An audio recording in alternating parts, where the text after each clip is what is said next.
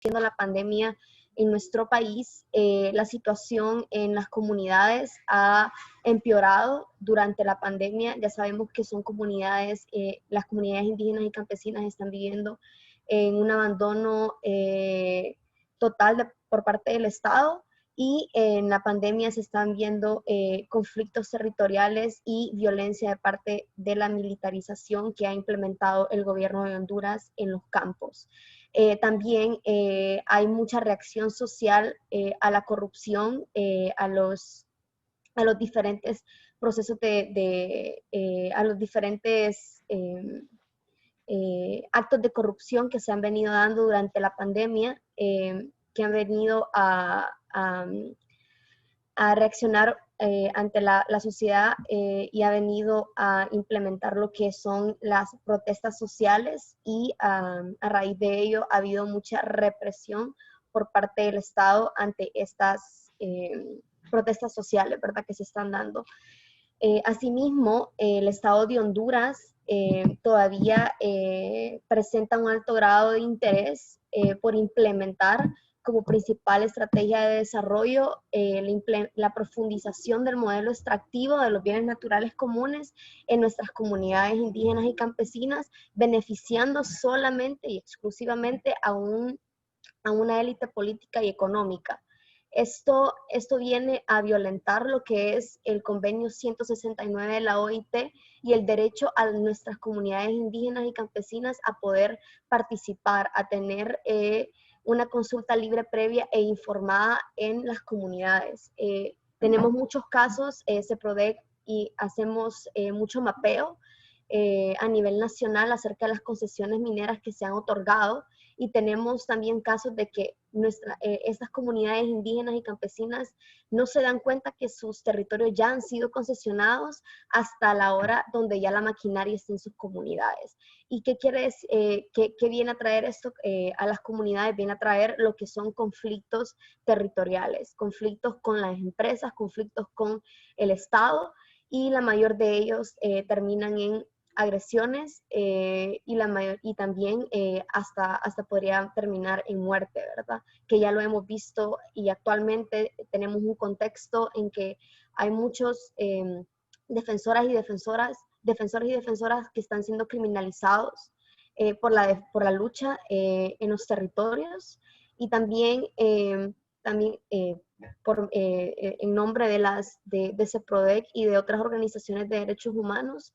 Hemos denunciado, ¿verdad?, que en este contexto de la pandemia no hemos solicitado salvoconducto. Ya los tenemos, pero estuvimos casi 5 meses sin él, y teníamos muchos casos en los territorios de compañeras y compañeros que habían sido criminalizados, que tenían denuncias por agresiones de parte de los militares, y se nos hacía casi imposible poder movilizarnos a estas zonas. Entonces perdimos muchas audiencias, perdimos muchos procesos judiciales, y asimismo se les violentó el debido proceso a nuestros defensoras y defensores en las comunidades. Asimismo, también se implementó una nueva ley en las comunidades donde se sancionaba a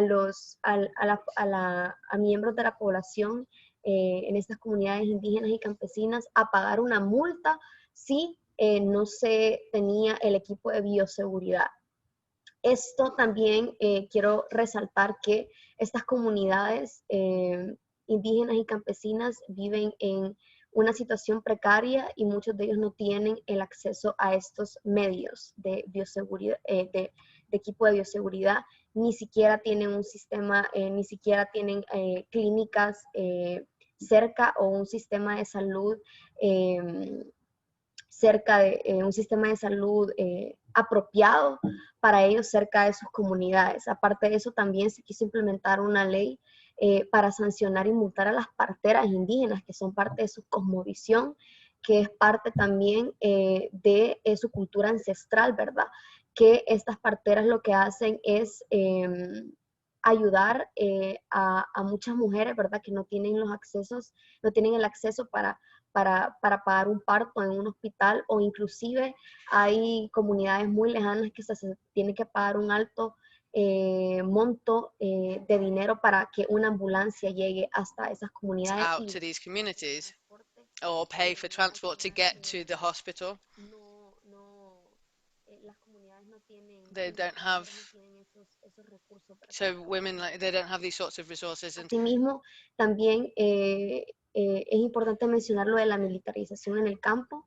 Se está dando mucha violencia por parte de ellos en los campos y asimismo también hemos recomendado que se le dé una formación en derechos humanos y también en derechos humanos y de género a los operadores de justicia, ya que dentro del mecanismo de protección que tenemos aquí en Honduras, muchos de los policías que acompañan este proceso, este mecanismo, no cuentan con formación, ya que no saben ni siquiera qué es una medida cautelar. Y eso viene a traer muchos problemas porque incluso ellos mismos preguntan a nuestros líderes que tienen medidas cautelares qué es una medida cautelar. Entonces también es importante que se formen a operadores de justicia en temas de derechos humanos.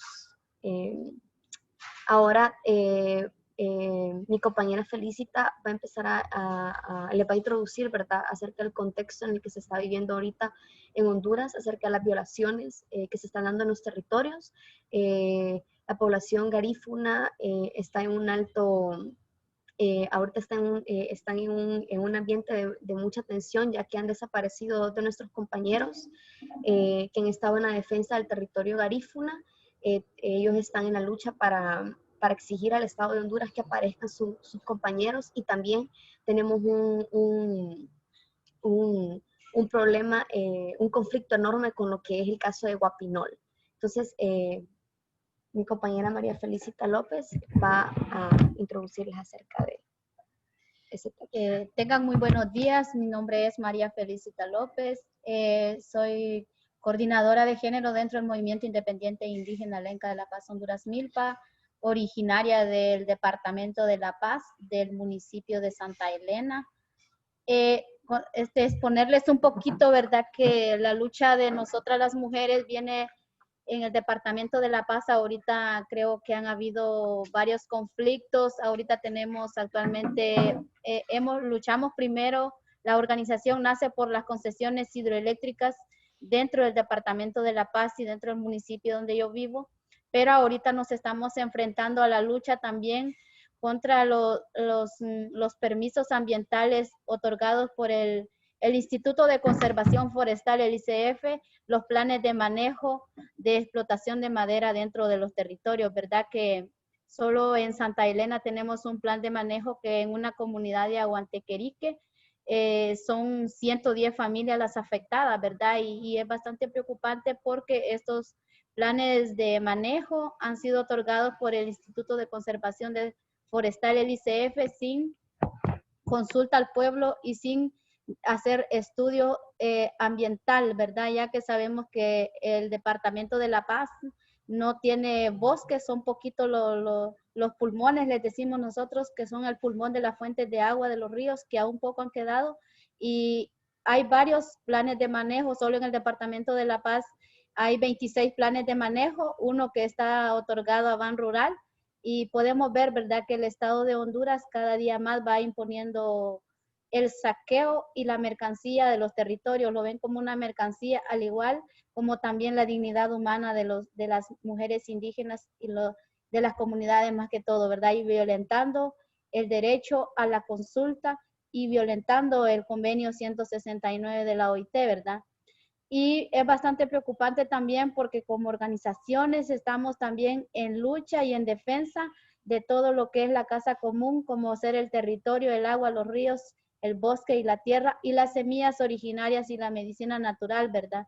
Porque también en el Congreso Nacional hay una ley que está tapada, que no ha salido vigente, pero ya está, es el decreto 21-2012, que es la patente de las semillas originarias, que en su dado tiempo, nosotros ahorita no lo vemos, pero si nosotros no luchamos y no vamos sacando esa, pronunciarnos en contra de esa ley, quienes van a sufrir son los niños y las generaciones nuevas, porque nos van a acusar de hurto y de robo si conservamos las semillas originarias y la medicina natural. Y ya que sabemos, ¿verdad?, que este es un conflicto que se da We are aware that the conflict en el Estado, ¿verdad? Y más que todo el gobierno, porque ¿quiénes son los encargados de hacer todo esto? Como tomar como mercancía los territorios, el agua, la tierra y las semillas originarias y las medicinas originales de nuestros territorios es el gobierno, porque el gobierno se las entrega a empresas transnacionales que vienen a explotarnos al territorio. Y son empresas que están escondidas y no nos damos cuenta cuando ya llegan al territorio las maquinarias y cuando ya llegan con los militares a los despojos violentos, a manipular a las comunidades. Y es bastante preocupante porque cuando ahorita en Honduras ya pusieron la reforma al nuevo Código Penal, que eso viene a criminalizar la protesta y también a que alguien, así como nosotros, que nos vayamos a tomar la municipalidad o nos vayamos a tomar cualquier puesto público, vamos a ser criminalizados a unos cuantos años de cárcel, ¿verdad? O también o nos van a asesinar, porque de igual manera, ahorita en la pandemia del COVID-19, no ha habido pandemia para el tema de los sicarios y el tema de los paramilitares y el tema de los reservistas. Siempre han estado reuniéndose. Podemos ver lo que está ocurriendo con los compañeros de la UAM. Fue asesinado un compañero que se llama Arnold Joaquín Morazán Erazo. Lo fueron a acribillar a su casa. Hay 8 compañeros que están presos injustamente y 5 más compañeros que supuestamente la fiscal ha dicho que van a ir a audiencia, pero que tienen que ir presos. Y ellos están en defensa del río Guapinol y es bastante preocupante, porque al igual también como los compañeros garífonas tienen sus hermanos carnales de tierra que defienden el territorio porque son comunidades donde está la riqueza de los ríos y están desaparecidos y el Estado aún no da respuesta, no tiene ninguna respuesta. Entonces, lo que le interesa al poder del Estado, empezando del gobierno, los diputados, aún algunos alcaldes, y es la explotación de los bienes comunes. O sea, al pueblo lo ven como mercancía, no lo ven como comunidades que se les debe respetar la autonomía. Y creo, ¿verdad?, que como mujeres nos afecta cada día más esto, como mujeres, porque los hombres tienen que emigrar forzadamente para otros países, arriesgando la vida, arriesgando sus familias, porque igual cada día más el país va en más pobreza y en más corrupción y en más endeudamiento y más peligroso para las defensoras y defensores de tierra y territorio. También como la violencia a las mujeres cada día más ha incrementado con la pandemia del COVID-19 y las autoridades no dan ninguna respuesta. De 24,000 denuncias que hagan a nivel del país, 5 tendrán resolución y las demás quedan en la impunidad. Y también pedir, ¿verdad?, que se haga justicia por el asesinato de nuestra hermana querida y querida Berta Cáceres, ¿verdad?, porque una mujer lideresa, indígena, feminista, defensora de los bienes comunes que aún tenemos varios tiempo ya y no hay justicia. Y también nosotros como mujeres e indígenas seguimos en pie de lucha porque nuestros cuerpos los queremos libres de violencia y nuestros territorios libres de extractivismo y libres de toda violencia que venga a expropiarnos de nuestros derechos como mujeres indígenas de nuestros territorios.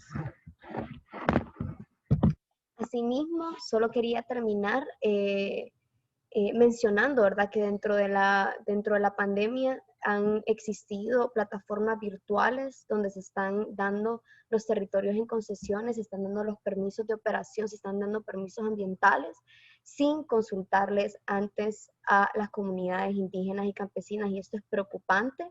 Y solo queremos reiterar, ¿verdad?, que la lucha en Honduras sigue,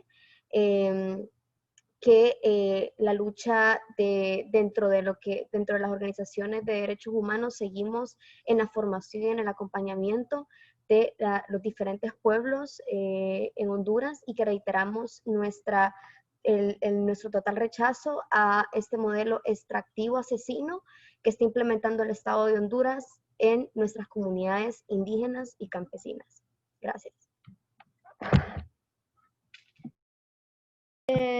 Nosotros como mujeres indígenas también estamos en total rechazo sobre lo que el gobierno ha hecho ahorita con la implementación de la reforma del nuevo Código Penal, porque esto viene el tema de la violencia hacia las mujeres, no va a haber castigo, y también viene a fortalecer más la corrupción y el narcotráfico en Honduras.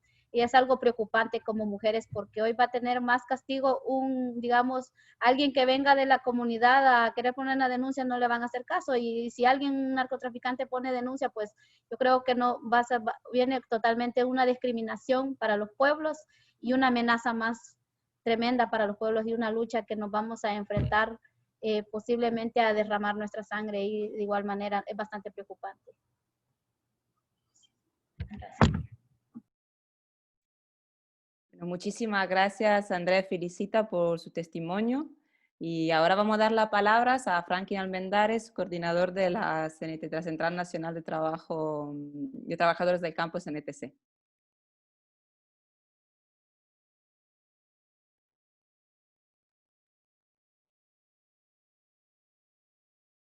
No le escuchamos, Franklin. Creo que tiene el micrófono apagado. Hola. Muy bien. Sí, Sí, muy buenos días. Un gusto saludarles en esta hora de la mañana. Y muy contento por este espacio. Trataré de ser un poco breve por el tiempo, perdón, y manifestar que, bueno, ya son de generales conocidas, como decía en el inicio, soy Franklin Almendares. Soy el secretario general y desarrollo institucional de la Central Nacional de Trabajadores del Campo, CNTC, una organización campesina reivindicativa que nació hace ya 36 años para luchar por los derechos de los campesinos, campesinas y por la defensa de la tierra y el territorio. Porque el hecho de ser campesino y campesina, defendemos esa tierra, defendemos el territorio y todos los recursos que en ese espacio donde están nuestras comunidades campesinas habitan. Honduras ha vivido prácticamente en crisis hace muchos años, pero en la actual crisis causada por el COVID-19, esto ha venido a crear una serie de políticas o de medidas económicas para fortalecer la economía o para incrementar el agro. Por eso me voy a enfocar en ese tema. Y me voy a hacerlo específicamente a un decreto que es altamente conflictivo y nocivo para el movimiento campesino e indígena a la vez, que es un decreto ejecutivo llamado PCM 030-2020, creado en pleno desarrollo de la pandemia, y es un decreto realmente que atenta contra la soberanía de los pueblos, contra la seguridad alimentaria de estas familias campesinas. Y decimos que es un decreto nocivo porque, ¿qué razón? Concesiona las tierras nacionales, ejidales, fiscales que están en poder de las familias campesinas e indígenas a la agroindustria nacional, a la agroindustria transnacional. No solo se la regala, no solo las concesiona por 20, 30 años, sino que le da favores fiscales, peleando la verdadera implementación de la reforma agraria integral, que esto se traduce en lo que es una justicia social en el campo, donde garantice la alimentación del pueblo hondureño, y que esto se traduzca en desarrollo humano para el país. Esa es la verdadera reforma agraria, pero con este PCM realmente es una vuelta, es un retroceso, es un proceso de contrarreforma agraria. Volviendo a una situación difícil, como lo decía, en el campo. Y esto sería como reconfigurar la política agraria en el país. ¿Qué significa con esto? La presencia en los territorios de agroindustria, de agroexportadores. ¿Y qué conlleva esta acción?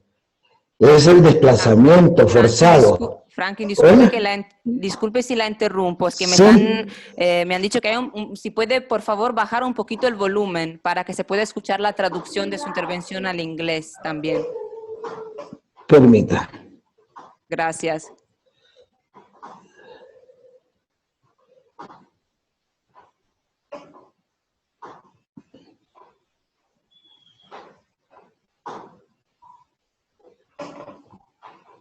Hola. ¿Ahora? Sí, pero bueno, puede. Hola. Sí, la escuchamos. Pues siga ahora que vamos a ver si ha solucionado el problema.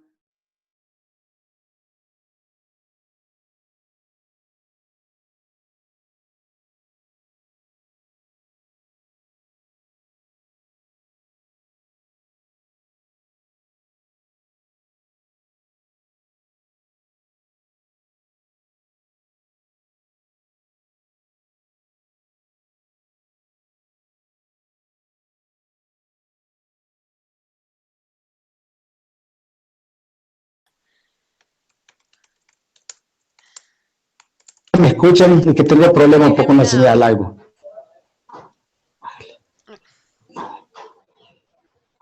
Hola. Ahora sí le escuchamos, Franklin. Ahora sí ya se ha solucionado. Mejor. Sí. Intente seguir No sé, y vemos si... ¿sí? También tengo un poco de problema con la señal a la última hora.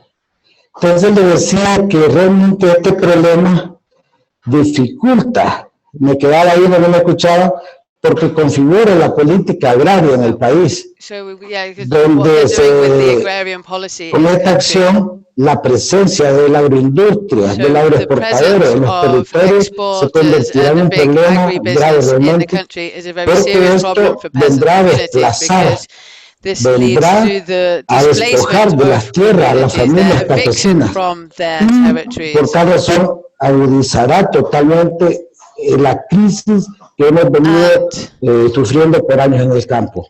Hay cosas muy importantes que tenemos que saber, y ya lo mencionaba la compañera. Con estas medidas se ha militarizado totalmente el territorio, con la intención de beneficiar a los empresarios, de beneficiar al poder económico y político del país. Durante la pandemia se han creado estos decretos que son altamente nocivos, como le decía, y que con esto aumentará la criminalización de las luchas territoriales. Con esto, ¿qué significa también? Una concentración total de la tierra y de la riqueza de nuestro país a beneficio de un grupo selectivo. Esto también trae consigo una enorme violación de los derechos humanos, el riesgo que sufren de forma directa o están sufriendo, y post pandemia lo que va a pasar, nuestras compañeras defensoras, que son los blancos perfectos en los territorios de los agresores, en este caso de los grupos armados, civiles armados a cargo de los supuestos dueños de las tierras, de las transnacionales, de la policía, de los militares. Viene como una persecución total a nuestros campesinos y campesinas. Durante la pandemia hemos sido inmovilizados totalmente, y lo que es el sector empresarial, el sector del gobierno, no se ha parado, lo ha aprovechado para realmente hacer sus acciones en contra del pueblo hondureño. Esto va a incrementar una pobreza más grande en el campo, un déficit de la producción de alimentos, porque una vez que entre en pleno desarrollo este decreto ejecutivo, estamos haciendo un balance y conocimiento de causa donde casi 400,000 pequeños productores van a dejar de producir. Y esta cantidad de compañeros y compañeras que producen alimenta casi a 2 millones de familias a nivel rural. Y esto ya no se va a poder porque viene el despojo total de sus tierras. Se incrementarán, los impactos ambientales serán más grandes, porque ahí se van a construir represas para riego, y al final el fondo de estos PCM no es fortalecer la agroindustria en el país, es apoderarse del territorio, porque ahí tenemos agua, bosques, ríos, etcétera.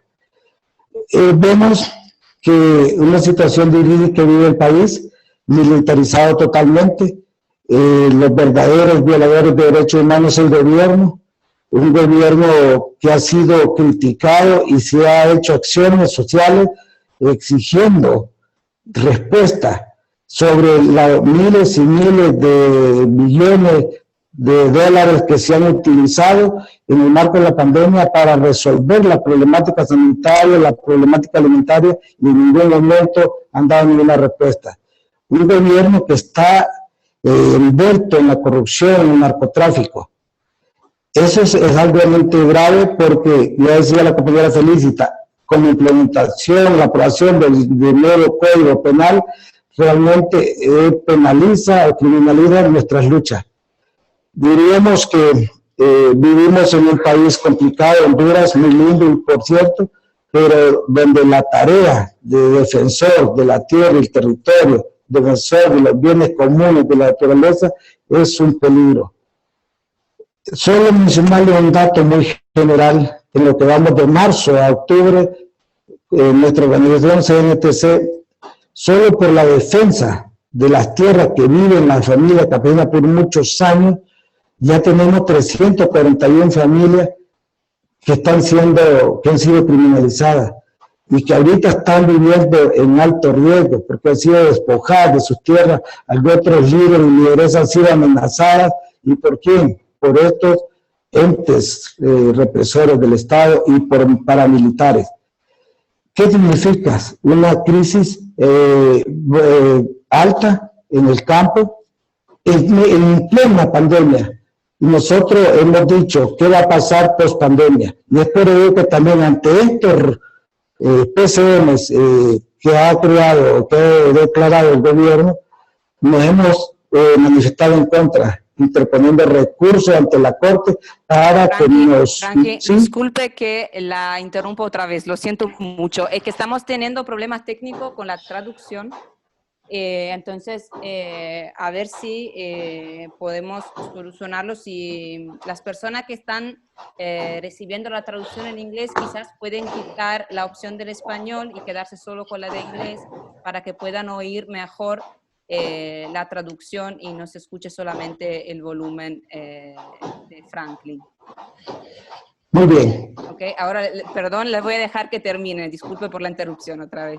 Sí, será mi equipo, no sé, pero yo estaba concluyendo diciéndole que ante esta investida, ante estas nuevas leyes creadas desde el Ejecutivo, nos hemos manifestado en contra, a través de estar interponiendo recursos entre la Corte para poder de una forma llevar esa tranquilidad a nuestros campesinos y campesinas, donde si se implementa totalmente estos decretos, se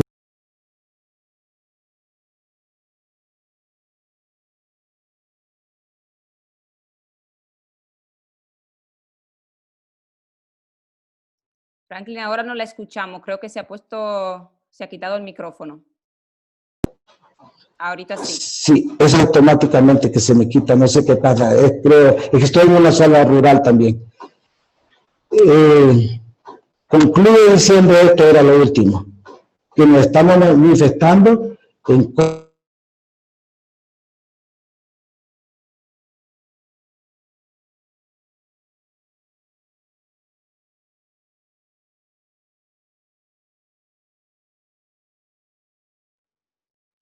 Hola Franklin, ¿nos escucha? Bueno, creo que se ha bloqueado la conexión. Los demás, creo que, bueno, lo que podemos hacer mientras esperemos que vuelva Franklin, ahorita íbamos a abrir un espacio de preguntas y aclaraciones bueno, para sobre, ¿no?, el contexto hondureño, lo que nos han explicado las defensoras, el defensor Franklin, y por eso pues le recuerdo que levantar la mano a través del botón que tenemos en la aplicación, y bueno, adelante las preguntas.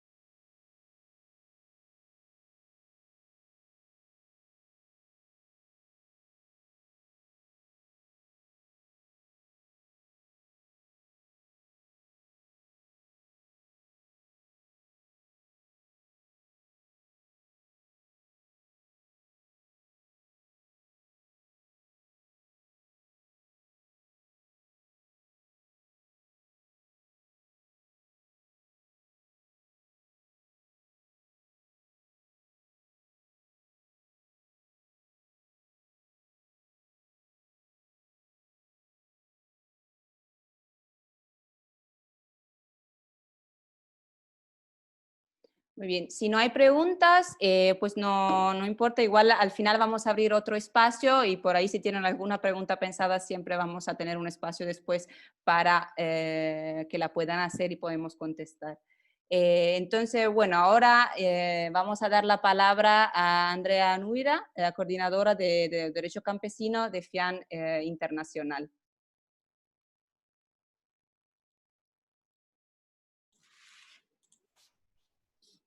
Gracias. Voy a compartir mi pantalla. Un segundo.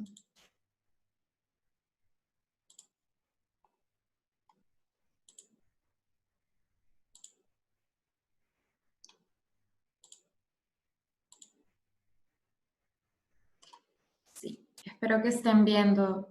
Valentina, ¿se ve? Sí. Sí, se ve, se ve. Gracias. Bueno, antes que nada, muchas gracias a PBI por la invitación, pero especialmente, y como hondureña tengo que decirlo, gracias por facilitar este espacio de intercambio con los compañeros y con las compañeras que están haciendo todo este trabajo en Honduras. Sé que no tengo mucho tiempo, así que intentaré hacerlo lo más rápido posible y solo brevemente haré una reflexión preliminar sobre la declaración, pero podríamos profundizar si es de interés alguna parte en específico en las preguntas y en las respuestas. Entonces, bueno, la Declaración de los Derechos de los Campesinos y de otras personas que trabajan en las zonas rurales, como ya saben, es una declaración que ha sido adoptada en el 2018 por la Asamblea General de las Naciones Unidas, pero lo más importante creo es rescatar que la Declaración de los Derechos de los Campesinos no es un instrumento jurídico usual o igual que los otros instrumentos internacionales que se han adoptado ante el Sistema Universal de Protección de los Derechos Humanos. Porque esta declaración tiene una historia política de alrededor de 15 años, que el compañero también de la CNTC podría hablar un poco más sobre eso, pero que tiene aproximadamente 15 años de estar siendo discutida entre diferentes miembros de organizaciones campesinas que son parte de la articulación de la vida campesina a nivel internacional. Y finalmente, luego de reflexionar y discutir un montón sobre cuáles serían los derechos que podrían reflejar de una forma, de manera más adecuada sus intereses y sus necesidades, tuvieron la oportunidad de entrar a este sistema universal de derechos humanos, que es el sistema de las Naciones Unidas, un sistema que se ha mantenido un poco conservador con respecto a los derechos de los campesinos. Y bueno, fue así como en el 2012 comienza un proceso de negociación en el Consejo de Derechos Humanos en Ginebra, Naciones Unidas, fuertemente apoyado por el Estado de Bolivia. en ese tiempo también estamos hablando del gobierno del presidente Evo Morales. Así que no quería proceder sin mencionar eso. Y bueno, en el 2018, como estaba diciendo, se aprobó la declaración por la Asamblea General de las Naciones Unidas. 121 estados votaron a favor, 8 en contra y hubieron 52 abstenciones.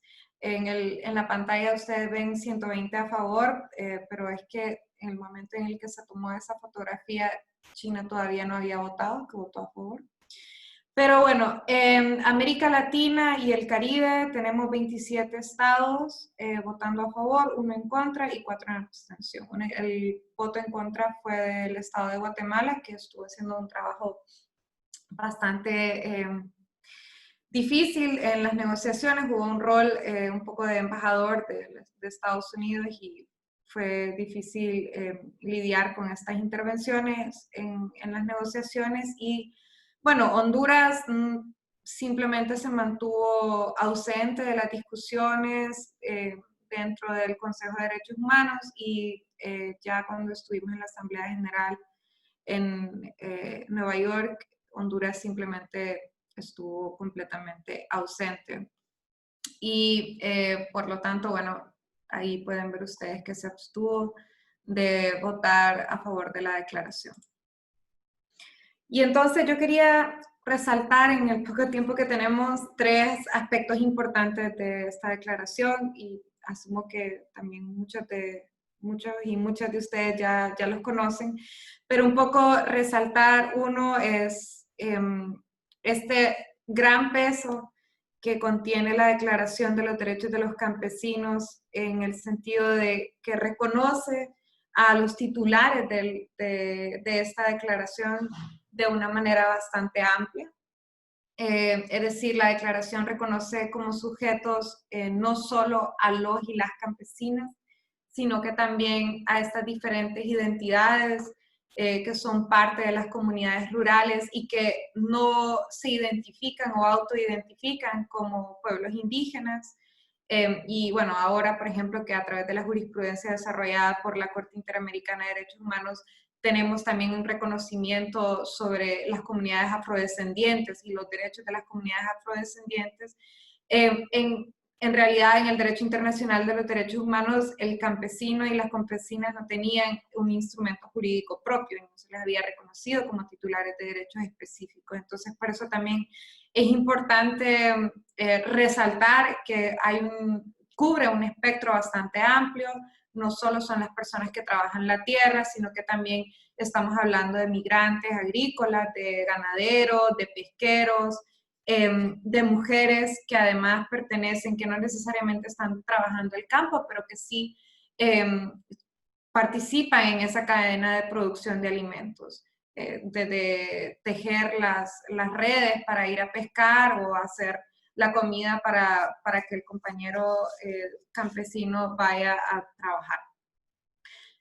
El segundo elemento es la promoción y la protección de los intereses colectivos, y es que en la opinión de FIAN Internacional y de varias organizaciones, esta declaración marca un hito histórico dentro de la historia del derecho internacional, porque es la primera vez que se reconocen a los derechos subjetivos que usualmente se reconocían en los derechos civiles y políticos solo a individuos. Se reconoce en este momento que los derechos no solo se ejercen de manera individual, sino que también se ejercen de manera colectiva. Y es más, que la naturaleza de ciertos derechos solo puede ejercerse de manera colectiva. Y eso que puede ser bastante obvio para la mayor parte de la población que trabaja la tierra, para la mayor parte de las comunidades rurales no era obvio para ciertas personas que estaban tomando las decisiones dentro de las negociaciones y definitivamente para, digamos que, la hegemonía del derecho internacional de los derechos humanos. Entonces, bueno, este fue un gran avance y el tercero tiene que ver con el reconocimiento de ciertos derechos campesinos. La declaración reconoce una serie de derechos y establece una serie de obligaciones a los estados. Varios de estos derechos solo son el reflejo de derechos reconocidos en otros instrumentos. Tenemos, por ejemplo, el derecho de las mujeres campesinas, los derechos de las mujeres rurales que viven o trabajan en las zonas rurales, que es el reflejo en realidad de la Convención de la CEDAW y de la Recomendación General 34 que el Comité de la CEDAW ha emitido y que se trata justamente sobre los derechos de las mujeres campesinas. Y que quizá para también el marco del EPU y del monitoreo de derechos humanos es un documento interesante que revisar porque es mucho más avanzado en muchos aspectos que lo que se logró negociar para este artículo número 4 en la declaración. Y bueno, se reconoce una serie de derechos civiles y políticos, como el derecho a la libertad de circulación, la libertad de expresión, que simplemente pues, son el reflejo de las otras libertades que se reconocen en otras esferas del derecho internacional de los derechos humanos, pero en específico hay ciertos derechos que pues responden particularmente a la realidad y a las necesidades del campesinado y que por primera vez se logran reconocer. Y entonces aquí me refiero al reconocimiento de la soberanía alimentaria como un derecho, el derecho a la tierra, el derecho a la conservación y protección del medio ambiente, el derecho a las semillas, el derecho a la protección de la biodiversidad, por ejemplo, el acceso a la justicia, la participación, etcétera, y también el derecho a la alimentación. Y yo sé que ya me extendí de tiempo, entonces rápidamente solo quería mencionar que cuando estamos hablando del derecho a la tierra, hay ciertos aspectos interesantes de esta declaración. Uno es que se reconoce el aspecto de acceso, el uso y gestión de la tierra en su calidad, digamos, individual y colectiva, lo que permite o permitiría que esto se ejerciera de manera comunitaria, digamos, y no necesariamente solo individual. Reconoce o manda a los estados a que reconozcan los sistemas de tenencia. Y entre comillas, lo cito, al reconocimiento jurídico de los derechos de la tenencia de la tierra, incluidos los derechos consuetudinarios de tenencia de la tierra, que actualmente no están amparados por la ley, reconociendo la existencia de modelos y sistemas diferentes. Y este es, por ejemplo, uno de los artículos más interesantes cuando tenemos que enfrentar una realidad una realidad predominante del sistema del mercado financiero internacional, en donde cada vez más existen sistemas de transacciones de tierras que son inaccesibles para la mayor parte de los campesinos. Y en tercer lugar, se establecen ciertas obligaciones que tienen que ver con la prevención de desalojo forzoso, de restitución de tierras y de redistribución y compensación. Había incluido un apartado acá sobre la consulta, aunque no es el artículo fuerte de la Declaración de los Pueblos Indígenas sobre la consulta previa informada de la OIT. Sin embargo, existe acá también una obligación explícita a los estados a tener que consultar, acá como quedó de buena fe, a los campesinos y otras personas que trabajan en las zonas rurales para evitar lo que justamente María Felicita decía, ¿verdad? De estas empresas invisibles que solo pues aparecen ya cuando tienen todo armado. Y bueno, la implementación claramente es un desafío. La declaración entra en un momento en el que el capitalismo global pues, es el que determina las relaciones de producción, es el que determina la forma en la que las sociedades se están desarrollando, y en un mundo en el que la tierra pues está concentrada en muy pocas manos. No sé si se puede ver muy bien en la diapositiva que está acá, pero por ejemplo Latinoamérica tiene un 81% de concentración de tierra, ¿verdad? En pocas manos. Así que ese es el gran desafío, y yo creo que, bueno, los colegas que me siguen van a hablar un poco más sobre la parte de la implementación. pero mencionar que además de utilizar a la declaración como una referencia política de estas necesidades y estos intereses cristalizados en derechos, es también una posibilidad de desafiar estos modelos jurídicos que existen para favorecer al comercio internacional. Y eso es todo.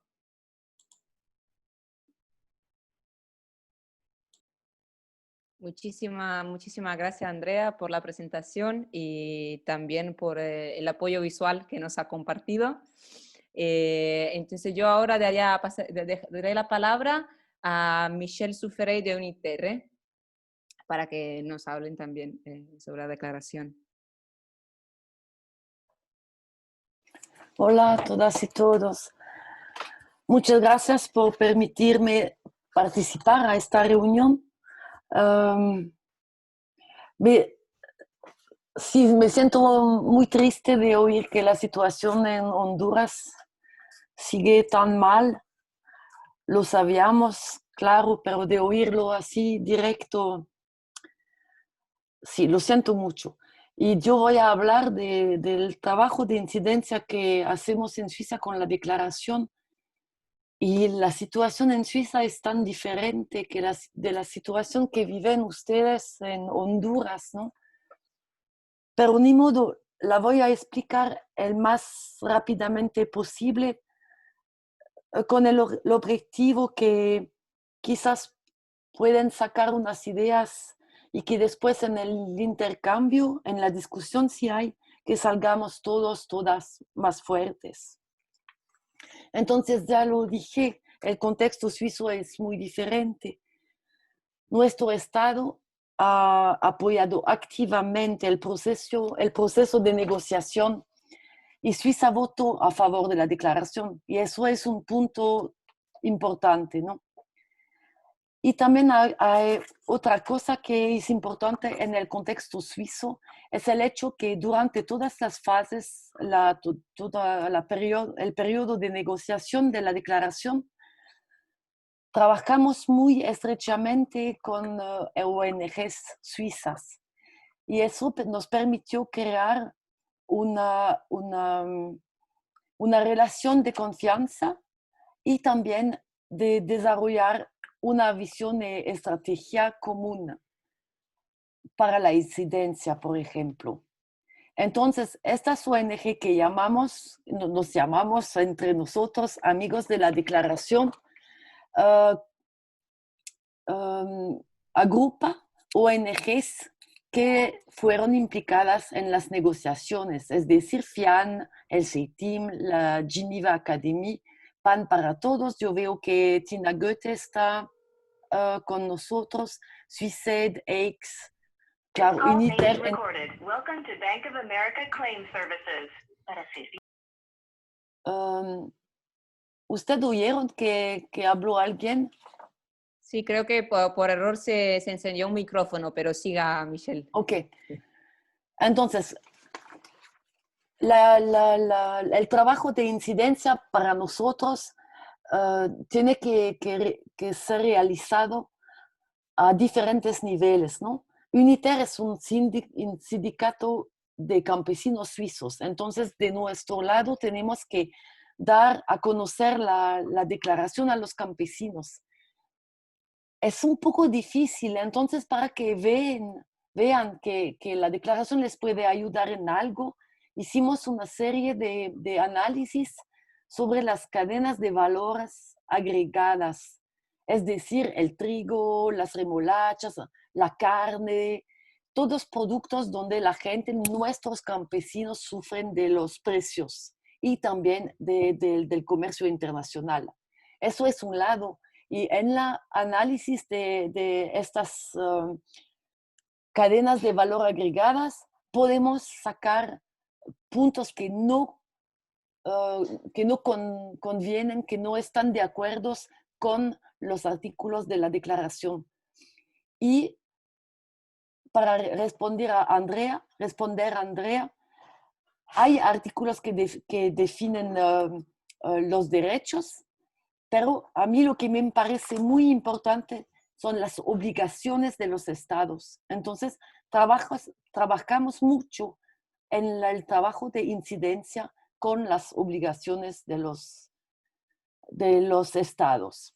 Okay, eso sería para el trabajo interno en Suiza. Puedo también decir que dado que en Suiza la población campesina es muy pequeña, es menos de 3% de la población, para tener más fuerza trabajamos muy, muy estrechamente con los jóvenes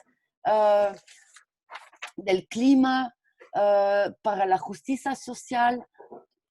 Así que en las manifestaciones y cosas así hay más gente, hay más voces que hacen reivindicaciones.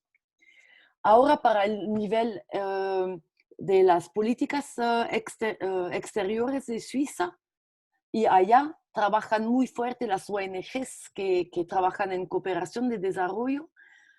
Pedimos un estudio sobre las políticas exteriores de nuestro gobierno en relación con la UNDROP. Entonces, es un análisis del sistema agrícola y alimentario global, pero focalizamos sobre los tratados comerciales, tratados de libre comercio, la política de cooperación internacional de Suiza, el derecho a las semillas y todas las cadenas internacionales de valor agregado con sus impactos sobre los mercados locales. Eso nos permite tener unas diferentes recomendaciones que vinculamos con los artículos de la declaración. Este estudio ha sido presentado, ahora no lo encuentro, los resultados han sido presentados a diferentes departamentos del gobierno con la ayuda del señor Benjamin Müller, que va a hablar después, y a esta reunión participaron gente de la cooperación internacional, del Departamento de Agricultura, de la propiedad intelectual y de la economía. Entonces, nosotros vemos el trabajo de incidencia en Suiza es de llegar con puntos que demuestran muy claramente que las cosas tal como están no funcionan, que tenemos que cambiar, pero cambiar muy rápido, y también de ver que no se puede hablar únicamente de Suiza o de Europa, pero que todos somos involucrados en la reflexión. Aquí está.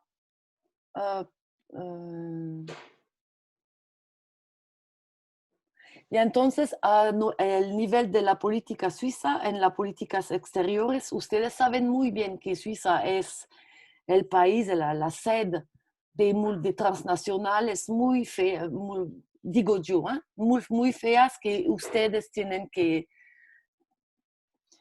lo saben muy bien porque ven lo que hacen en sus países, ven lo que se hace en Honduras, saben lo que se ha hecho y que se hace en América Latina. Entonces es muy importante que Suiza, que ha apoyado a esta declaración, la implementa y que quizá podría jugar un papel un poco de ejemplo para Europa. Voilà. Entonces, yo sé que eso no es muy directo y que no lleva soluciones para Honduras directamente, pero estaba más bien una pequeña presentación de una estrategia que hemos desarrollado en Suiza.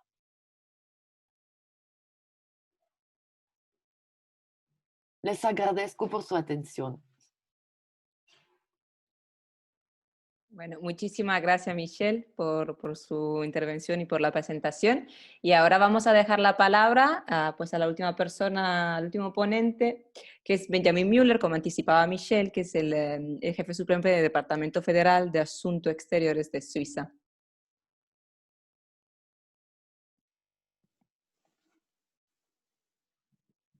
Listo, ¿me escuchan? Sí, sí, le escuchamos. Perfecto. Buenos días entonces en Honduras y buenas tardes a las personas aquí en Suiza o en Europa. Muchas gracias a los organizadores, a los ponentes por sus excelentes intervenciones y gracias también por invitarme a mí para compartir la experiencia de Suiza con la Declaración sobre los Derechos de los Campesinos, o la UNDROP, como a veces le llamamos. Entonces yo me llamo Benny Müller o Benjamín, soy diplomático con el Ministerio de Asuntos Exteriores de Suiza.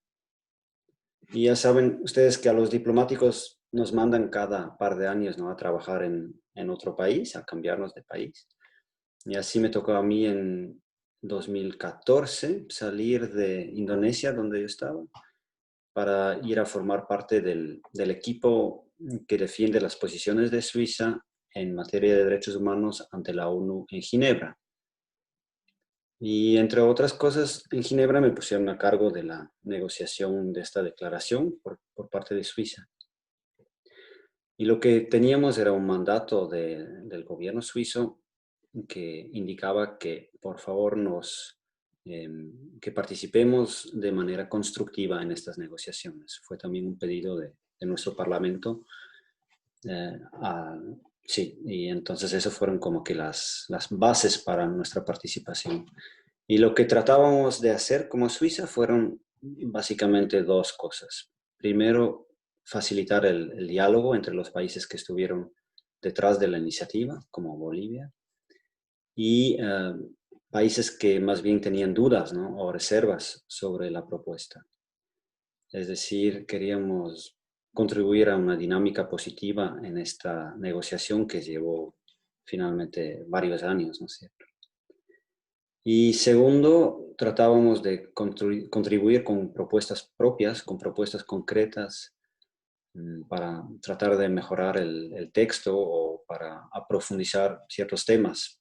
Por ejemplo, organizábamos seminarios sobre el derecho a la tierra o el derecho a las semillas, como para, fuera de la sala de negociaciones, permitir a la gente interesada y a las delegaciones de los diferentes países discutir ciertos temas, ciertos aspectos claves con más tiempo. Como lo acaba de mencionar Michel Suffray, Suiza finalmente pudo votar a favor de la declaración, lo cual lamentablemente no es el caso de muchos países industrializados. Entonces, antes de hablar de la implementación de la declaración por parte de Suiza, quisiera compartir brevemente solo 3 reflexiones acerca de la pregunta de cómo la declaración puede ser útil concretamente. Ya que, como saben, la declaración, la UNDROP, no es un convenio jurídicamente vinculante, es más bien una declaración que forma parte del soft law, como decimos. Entonces yo creo que hay por lo menos 3 elementos a considerar en cómo puede ser útil esta declaración. Primero, los tribunales obviamente pueden utilizar la UNDROP para interpretar la ley vinculante, ¿no es cierto?, nacional o internacional. Por ejemplo, si hay un juicio sobre un proyecto de desarrollo de la industria extractiva, y acabo de escuchar varios testimonios de que sí hay efectivamente un montón de procesos o de, digamos, disputas en ese sentido en Honduras. Yo diría que el juez puede, ¿no?, en su sentencia hacer referencia, por ejemplo, al artículo 5.2, creo que es, de la declaración, que es en relación con la evaluación del impacto social y ambiental de proyectos de desarrollo. O como lo escuchábamos, como que adicionalmente al convenio 169 de la OIT, que más bien es para pueblos indígenas.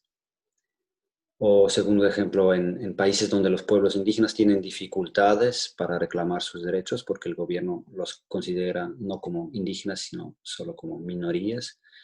Entonces, ¿por qué no hacer uso de la UNDROP en vez de la UNDRIP, ¿no es cierto? O sea, hacer uso de esta declaración sobre campesinos adicionalmente o en vez de la declaración que existe sobre pueblos indígenas. Una segunda posibilidad de utilizar la declaración, de mi punto de vista que ofrezco aquí, es una declaración que siempre puede inspirar leyes nacionales, ¿no? O regionales. Hemos visto eso con la declaración sobre pueblos indígenas, que efectivamente ha servido como base para después ciertos países o regiones realmente adopten leyes jurídicamente vinculantes.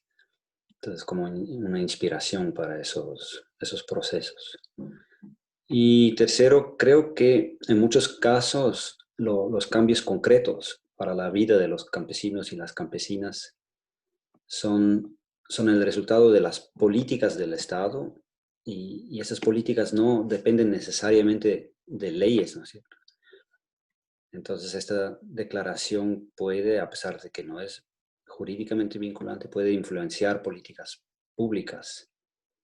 Se puede utilizarla un drop también para proponer al gobierno, ¿no? Formular políticas de gobierno o también políticas de donantes de cooperación o políticas de parte de organizaciones internacionales, ¿no? Para que tomen en cuenta los derechos humanos de los campesinos y de las campesinas.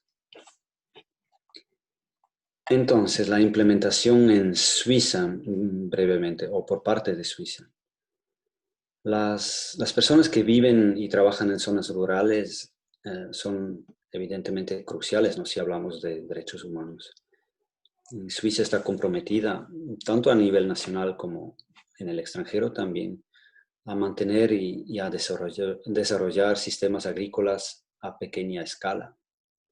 Entonces ustedes dirán, por supuesto, o sea, en Suiza la agricultura moderna, la agricultura actual es moderna, es de alta tecnología, y es difícil de comparar con los desafíos de un campesino en un país como Honduras, ¿no? Pero a diferencia de muchos otros países industrializados, la agricultura en Suiza sí es también a pequeña escala, no son los grandes terratenientes necesariamente. Entonces, en Suiza la ley de agricultura entró en vigor en 1999 y proporciona, digamos, un marco para el desarrollo sostenible en el sector agrícola. Y a este respecto diría que sostenibilidad abarca 3 aspectos, ¿no? La economía, el medio ambiente y la seguridad social. Y vemos hoy en día, ¿no? Con el calentamiento global y la crisis actual también que la agricultura pasa por un momento difícil, ¿no? También en Suiza la agricultura tiene problemas graves, ¿no? Los costes son muy elevados, la competencia del extranjero es cada vez más dura. Entonces, ¿cómo va a impactar la declaración en nuestro sistema legal y en nuestras políticas en Suiza? Pues siempre tratamos de ser coherentes, ¿no? En nuestro sistema jurídico nacional y en nuestras acciones internacionales. Y tenemos pues ese desafío, ¿no? De mantener un sistema agrícola que sea al mismo tiempo económicamente competitivo, que respete al mismo tiempo los derechos de los pequeños agricultores y que sea respetuoso con el medio ambiente. Pero el debate tiene lugar, la declaración, desde mi punto de vista, puede seguramente informar este debate. Y en Suiza, como nos acaba de comentar Michel Chiffré, las ONG también ya mandataron un primer estudio, ¿no es cierto? O sea, que identificó áreas en las que posiblemente haya necesidad de mejorar en la política exterior de Suiza en este campo. Para la COSUDE, la cooperación suiza, también la declaración, un drop puede como que servir de base o de inspiración para programas, ¿no? De desarrollo rural. Y quisiera concluir mi intervención con 2 ejemplos concretos de trabajo de la COSUDE en Honduras. El uno es sobre la defensa del territorio en la región del Golfo de Fonseca, como ustedes saben mucho mejor que yo, que es una zona de conflictividad social y de acaparamiento de tierras y la instalación de la industria extractiva, etc. Entonces, en ese contexto, a partir de 2016, la COSUDE, la Cooperación Suiza para el Desarrollo, lanzó el programa Fortalecimiento de Derechos Humanos y Auditoría Social, conformado por 5 organizaciones de sociedad civil y el PNUD. Desde el programa se brinda acompañamiento político, organizativo y legal a las comunidades, a movimientos sociales y a organizaciones que trabajan por la defensa del territorio y el acceso a los recursos naturales. También brindándoles asesoría y fortaleciendo sus capacidades de organización, de incidencia y de manejo de las instancias nacionales, regionales y universales de protección de derechos humanos. Y el segundo proyecto es sobre el desarrollo económico y el acceso a la tierra. Los pueblos Miskito, Pech, Tahuasca y Garífuna, estoy seguro que pronuncié mal esas palabras, pero de Garífuna ya hemos estado escuchando durante este debate. Han habitado ancestralmente, ¿no?, la región de la Mosquitia, y a pesar de los títulos de propiedad otorgados a su favor, siguen enfrentando la reducción sistemática de sus territorios ancestrales y el deterioro ambiental en su región. Entonces, COSUDE facilita el proceso de incidencia para que el gobierno decretara en el año pasado un decreto ejecutivo que crea la Comisión Interinstitucional de Saneamiento y Protección de los Territorios y Recursos Naturales de esa región hondureña. Entonces, uno de los retos, obviamente, es la débil institucionalidad pública y el reducido presupuesto también del Instituto Nacional Agrario, que es el ente líder, tengo entendido, para el proceso de saneamiento. Entonces, para concluir, Suiza se comprometió a trabajar para la aplicación de UNDROP, de esta declaración, en el país y también mediante nuestro compromiso internacional. Esperamos continuar nuestra colaboración con los estados y también con las ONGs asociadas de diferentes regiones del mundo para hacer, digamos, de este documento que es papel, ¿no?, para hacer de esto una realidad y una contribución para mejorar realmente las condiciones de vida de los y las campesinos. Muchas gracias.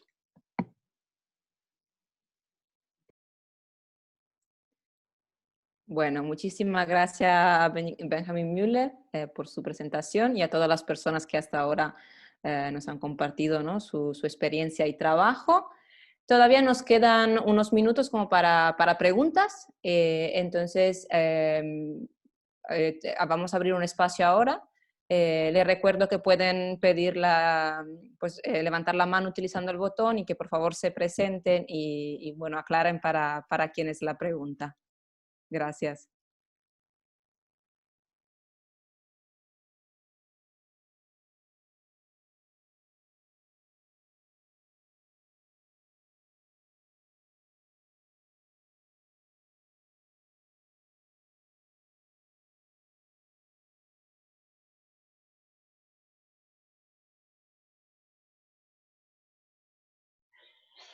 Hola, a mí me gustaría hacer una pregunta. Soy Katia Ivy de PBI Suiza. No tengo cámara, lo siento. Yo quisiera saber de las compañeras en Honduras, de Andrea y Felicita, ¿cómo ven ustedes las posibilidades de usar esta declaración en su lucha?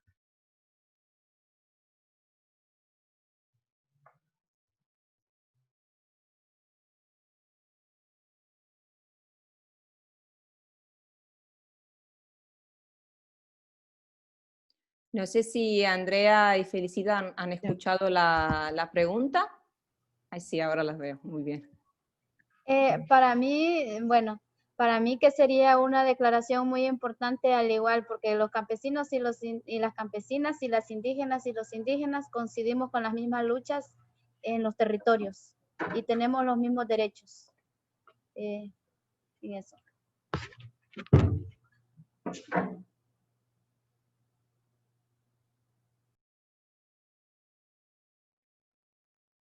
Muchas gracias Felicita por su respuesta. No sé si hay más preguntas.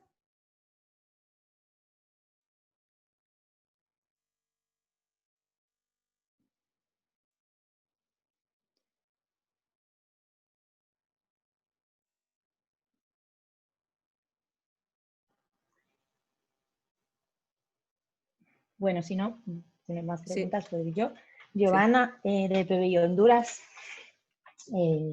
Muchas gracias a todos y todas. Mi pregunta es más bien una observación y preocupación, ¿no? Visto que, bueno, a través del acompañamiento que damos a organizaciones como CEPRODE y como la CNTC, pues una lástima que Franklin no ha perdido la señal y no ha podido participar en el resto del seminario, pero intentaremos hacerle llegar todas las varias ponencias que se han presentado, que han sido muy interesantes.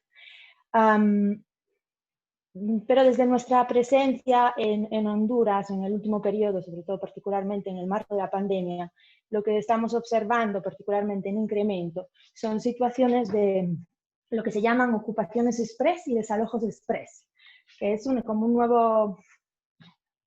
nuevo marco de actuación, digamos, ¿no? Y esto también se debe un poco a este PCM que mencionaba Franklin, que creo que también mencionaban las compañeras, Felicita y Andrea, ¿no? Donde se cede parte de las tierras ociosas, por simplificarlo, a la agroindustria, ¿no? En este sentido, pues las comunidades de alguna manera se organizan, estamos en un momento de pandemia con una grande crisis alimentaria que irá más, y toman la iniciativa de hacer uso de las tierras que están dentro de esa comunidad. Y en un breve periodo de tiempo vienen desalojadas de manera violenta. Claro, esta es una situación que la ocupación puede ser considerado un acto ilegal y el desalojo, en cualquier caso, siendo violento, no puede ser considerada, pues ya, digamos, tiene una característica de vulneración de los derechos humanos. Este será un poco el comentario, pero mi pregunta sería más bien dirigida probablemente a Andrea de CIAN y también a Benjamín del Ministerio, y es, bueno, habéis mencionado varios artículos de la declaración y en particular se ha mencionado el artículo 5.2, yo mencionaría, nosotros hemos estado revisando el 5.1 y en ese mismo artículo se dice y se hace un énfasis especial al acceso, ¿no? Al acceso a los recursos naturales presentes en su comunidad por parte de para gozar de las condiciones de vida adecuadas y utilizada de manera sostenible, ¿no? Por parte de las comunidades, que es justamente lo que está sucediendo, ¿no? Entonces, y en un contexto además pandémico, ¿no? Con unos índices de pobreza aumentando de manera desproporcional. Y la pregunta es, ¿cómo puede ser la declaración ahora? O sea, pudiera verse, mencionaba Michelle que Suiza podría ser un ejemplo, ¿no? Para Europa. ¿Cómo Suiza o el COSUD, a través del COSUD y la cooperación y su presencia en Honduras, puede jugar un papel un poco determinado, no sé, como algún pronunciamiento? O sea, ¿qué otras acciones se pueden asumir un poco para dar visibilidad a esta declaración en un contexto que ya se está dando, ¿no? Más allá de la incidencia con los tribunales e inspirar las leyes regionales. Entonces, bueno, dejo este comentario y pregunta, y si hay reacciones, pues las agradeceríamos. Gracias.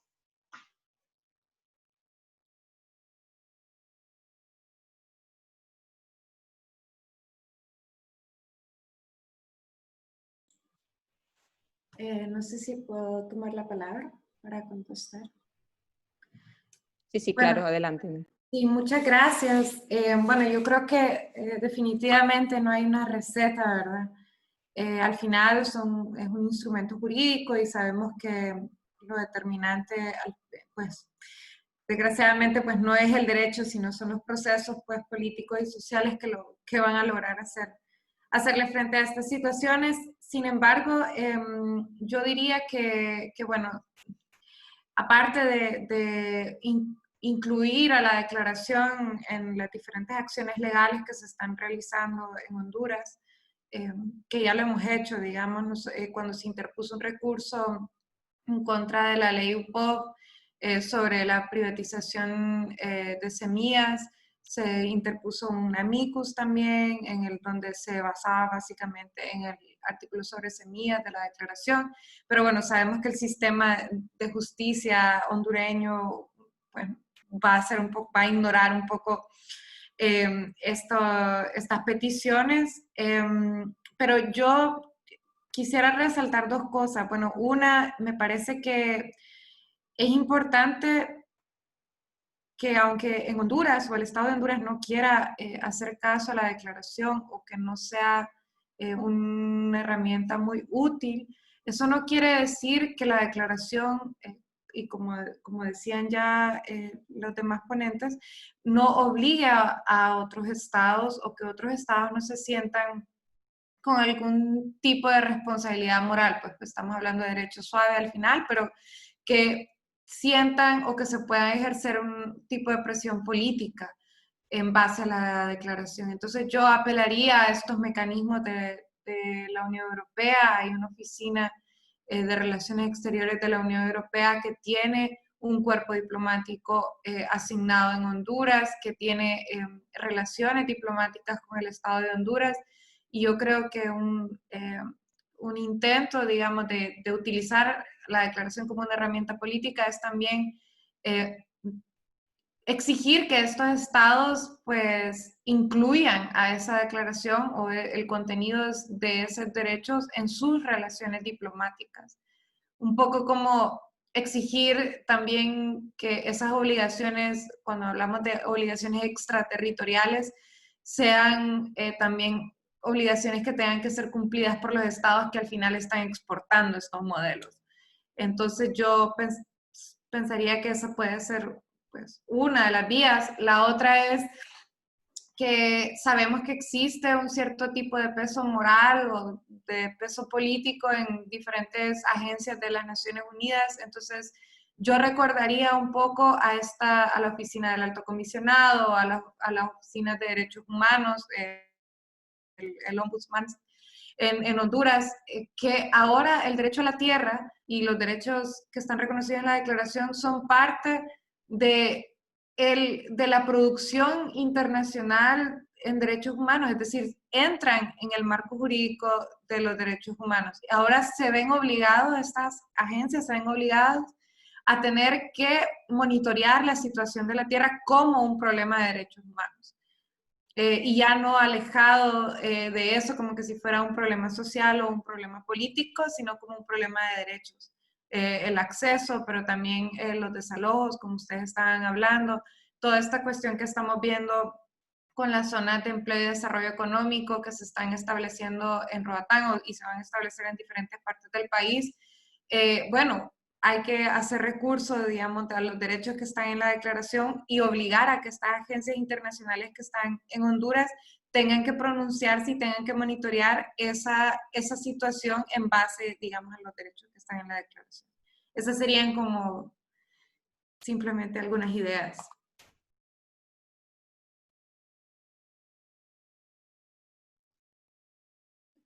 Muchas gracias, Andrea. No sé si alguien más quiere contestar a Giovanna por su pregunta.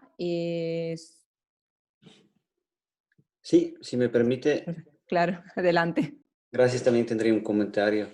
O sea, evidentemente, claro, con esta declaración la lucha no se acaba, ¿no? Y cada actor tiene que seguir jugando su rol, su papel, ¿no? Tanto los estados como la sociedad civil y todos los implicados.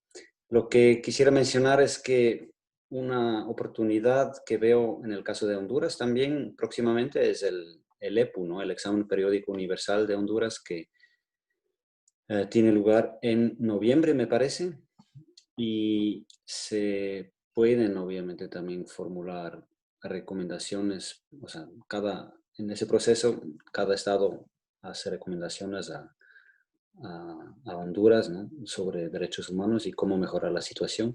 Entonces, obviamente se puede utilizar, ¿no? Esta declaración y decir o pedir a Honduras que cumpla con los diferentes artículos, por ejemplo, el artículo 5.1 y los otros también.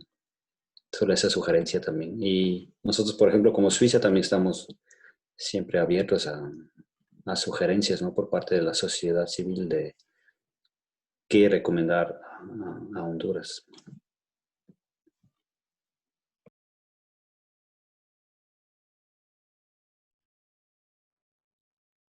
Muchas gracias, Benjamín.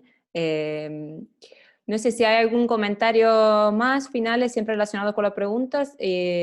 Otra, podemos retomar la última pregunta, si no ya los tiempos se nos están apretando un poquito y iríamos terminando.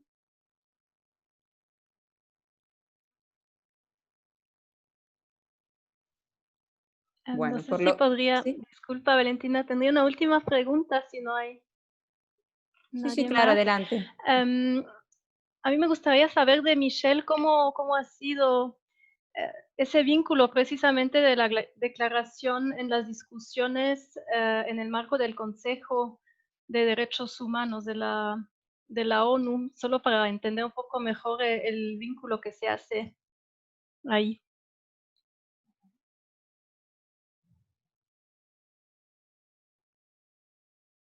Ok, yo no sé si te he entendido bien. ¿Tú quieres saber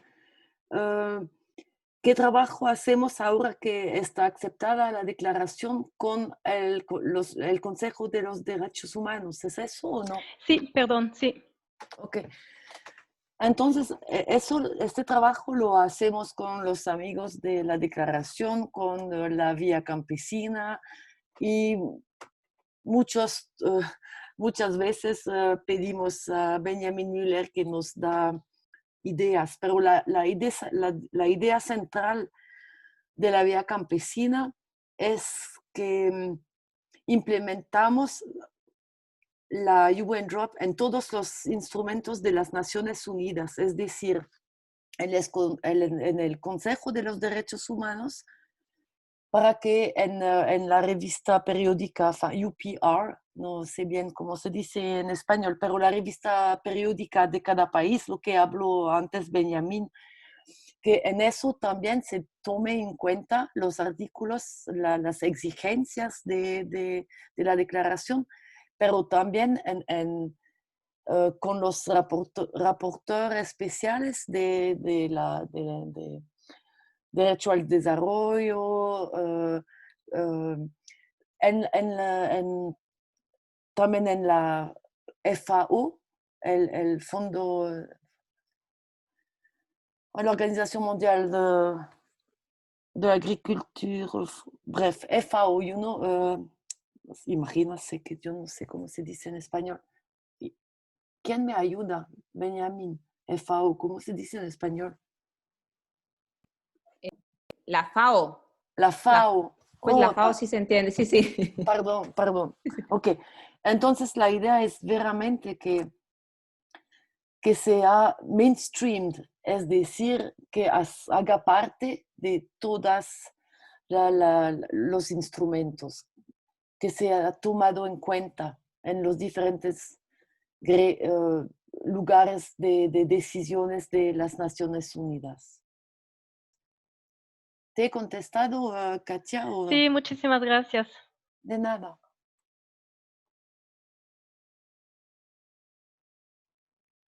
Bueno, gracias, Michelle. No sé si hay algún comentario final.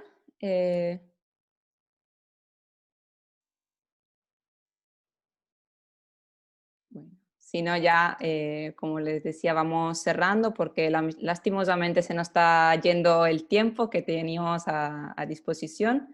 Quería agradecerle a todas las personas que han participado hoy y que han estado hoy con nosotros en este espacio.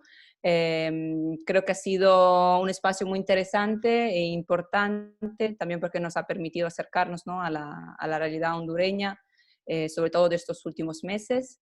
hemos tenido la oportunidad de escuchar también los testimonios, ¿no?, de las personas defensoras de la tierra y de territorio, ¿no?, que nos han hablado de los riesgos a los que se enfrentan, pues, sobre todo en estos meses, ¿no?, de crisis generadas por el COVID-19.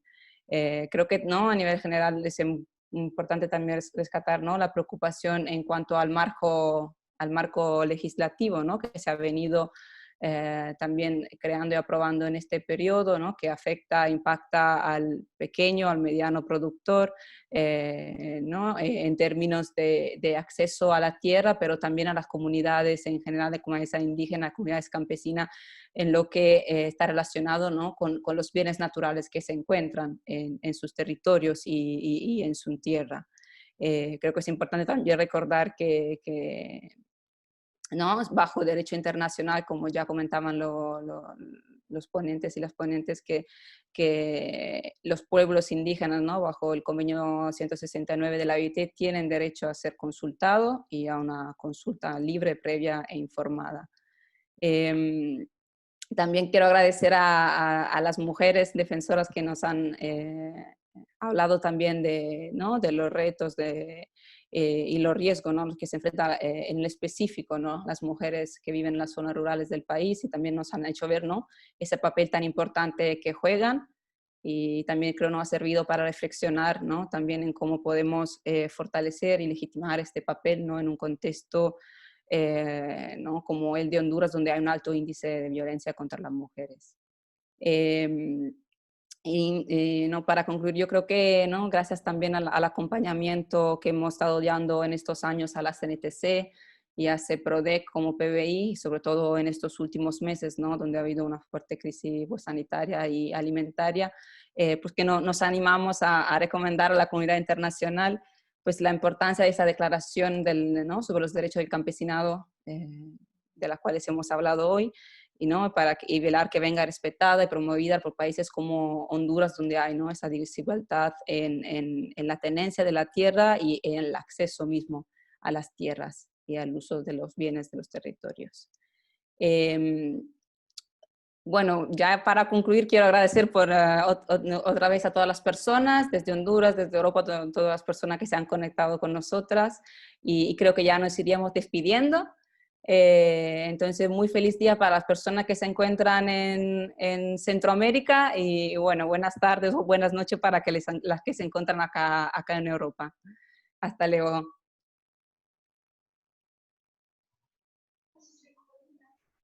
Gracias. Hasta luego, muchas gracias.